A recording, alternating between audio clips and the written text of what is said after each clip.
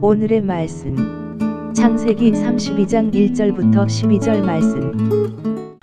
하나님 아버지, 토요일 주말 아침 이 시간에도 주의 은혜를 탐험으로 주 앞에 나오게 하시니 감사합니다. 이 시간에도 우리 모두에게 하나님의 말씀을 통해 하나님의 음성을 들려주옵소서. 예수님의 거룩하신 이름으로 기도합나이다. 아멘. 할렐루야. 성교 성도 여러분, 오늘 하루도 하나님의 은혜와 평강이 여러분 삶에 넘쳐나길 축복합니다. 오늘 우리에게 주시는 하나님의 말씀은 창세기 32장 1절에서 12절까지의 말씀입니다. 긴장된 시간이 지나고 라반과 야곱은 각자의 길로 갑니다. 야곱을 추적하던 라반의 무리는 돌아갔고 야곱은 이삭이 있는 곳을 향해 길을 떠납니다. 가나안 땅에 들어온 야곱은 그때 하나님의 사자를 만나죠. 1절 2절 야곱이 길을 가는데 하나님의 사자들이 그를 만난지라. 야곱이 그들을 볼 때 이르기를 이는 하나님의 군대라 하고 그 땅 이름을 마하나임이라 하였더라. 이러한 장면은 대단히 인상적입니다. 하나님의 사자가 야곱을 만난 사건은 한 곳에 이르러 돌을 취해 잠을 잤을 때 하나님의 사자들이 함께 있었던 꿈과 연결됩니다. 성경은 야곱이 가나안 땅을 떠나면서 하나님의 사자를 만났고 가나안 땅에 들어서면서 또 하나님의 사자를 다시 만났다고 서술함으로써 야곱이 가나안 땅을 떠난 사건과 들어간 사건을 연결하고 있습니다. 야곱이 가나안을 떠나며 하나님을 만난 곳을 베들로 불렀는데 가나안에 들어간 후에 하나님을 만난 장소는 하나님의 군대라는 의미의 마하나임라고 이름을 짓습니다. 본문을 자세히 보면 야곱이 사자들을 만난 것이 아니라 하나님의 사자들이 야곱을 만났습니다. 이것은 하나님의 사자들이 의도를 가지고 야곱에게 접근했다는 뜻입니다. 정황상 야곱에 대한 하나님의 보호하심을 암시한다고 볼 수 있죠. 그렇습니다. 하나님은 언제나 야곱보다 한 걸음 앞서가십니다. 야곱이 하나님을 사랑하는 것보다 하나님이 야곱을 더 사랑하셨습니다.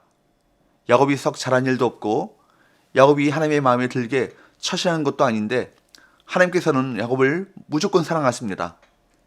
야곱이 위기에 처했을 때도 라반의 꿈에 나타나셔서 야곱을 도우십니다. 그리고 에서를 만날 야곱의 두려움을 아시기에 천사들을 보내셔서 동행하게 하십니다. 야곱은 복을 받은 사람입니다. 저와 여러분도 복을 받는 사람들입니다.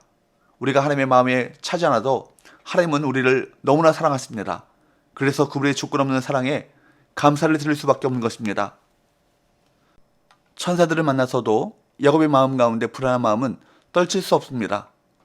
20년 만에 만나는 형 에서에 대한 두려움 때문입니다. 형 에서는 이미 상당한 갑부가 되어서 기반을 닦고 가나안 땅에서 실력자가 되어 있었습니다. 가나안으로 가는데 그 형 에서를 만나는 것은 불가피한 일이었습니다. 그래서 야곱은 형 에서가 그동안 얼마나 변했는지, 자기에게 대한 감정이 아직도 변치 않고 남아있는지를 확인하기 위해 사자를 먼저 보내서 자기가 돌아온다는 것을 전갈하게 했습니다. 드디어 사자들이 돌아왔습니다. 그런데 그들이 돌아와서 알려주는 정보는 그야말로 기겁하고도 남을 만한 것이었습니다. 6절에 보면 형 에서가 400명을 거느리고 자기를 맞이하러 온다는 것입니다. 자기를 진정으로 용서하고 영접하기를 원하면 한 10여 명 정도의 사람들만 데리고 와도 충분할 것입니다.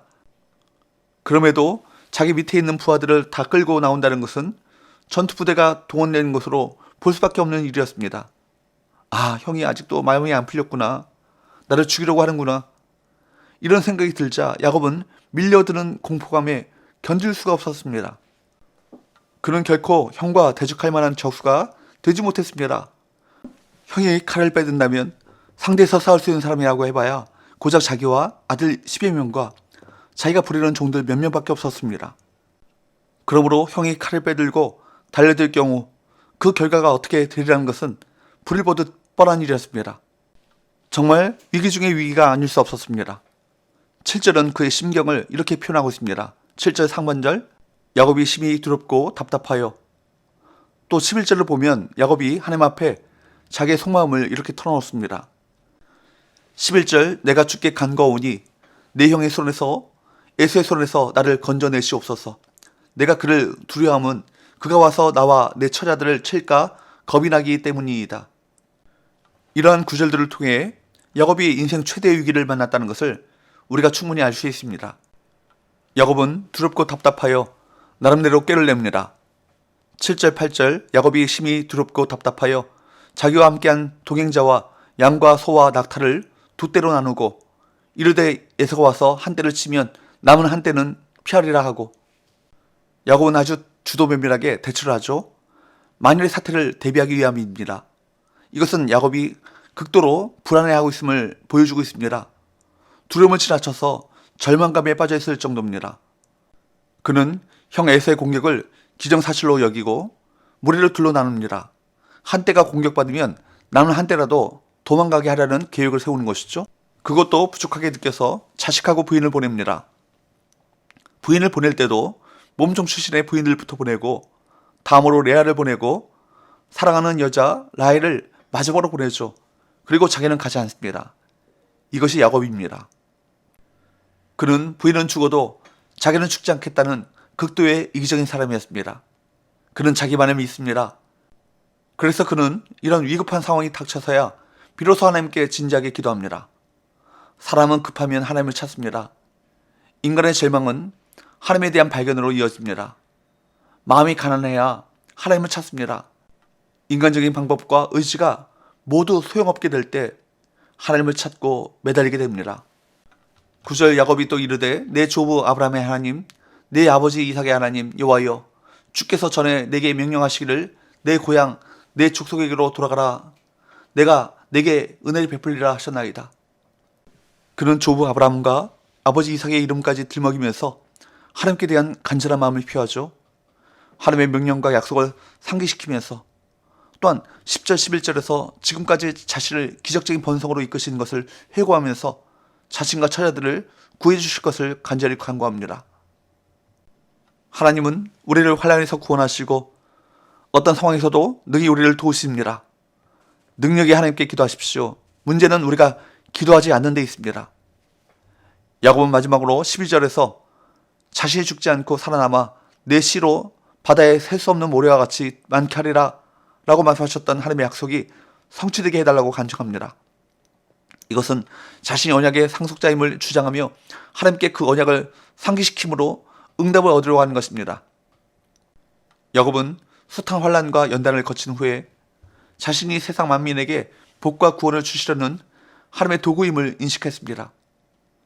인생을 하나님의 시야로 바라보십시오. 우리에게 복을 내리시는 하나님은 또한 우리를 통해 온 세상 만민에게 복을 주시는 하나님이십니다. 살아가면서 우리는 두려움과 절망에 빠지곤 합니다. 이는 우리가 육신의 눈으로만 세상을 바라보기 때문입니다. 고난과 위기가 우리를 둘러쌌을 때에도 우리와 함께 하시는 하나님을 믿음의 눈으로 바라보십시오. 하나님의 구원을 바라며 용기를 내어 승리의 기쁨을 누리시는 저와 여러분 되시기를 축복합니다. 기도합시다. 하나님 아버지, 인생을 살아가면서 순간순간 두려운 상황에 처할 때가 얼마나 많은지요. 그때마다 하나님의 약속의 말씀을 붙들고 두려움을 떨쳐버리게 하여 주옵시고, 언제나 하나님께서 하나님의 군대, 마하나임의 군대를 통해 나를 지키고 계심을 믿고 신뢰하게 하여 주옵시고, 담대한 믿음으로 승리하게 하여 주옵소서. 예수님의 거룩하신 이름으로 기도합나이다. 아멘.